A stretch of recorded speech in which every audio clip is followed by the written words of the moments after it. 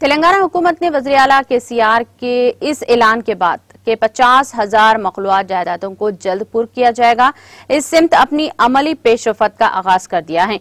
चुनांचे वज़ीर फाइनेंस हरीश राव ने इस ज़िमन में MCHRD जुबली हिल्स में मुख्तलिफ महकमेजात के आला ओहदेदारों के साथ एक इजलास तलब किया, जिसमें मौजूदा मुलाजिमीन की तादाद, मखलूआत जायदादों की मौजूदा तादाद, मंजूरा जायदादें और कॉन्ट्रैक्ट की हसास पर खिदमात अंजाम देने वाले मुलाजिमीन की तादाद से मुताल्लिक मालूमात हासिल की गई है। और इस मौके पर मुताल्लिका उज़रा बशमुल वज़ीर दाखिला मोहम्मद महमूद अली ने भी इस इजलास में शिरकत की।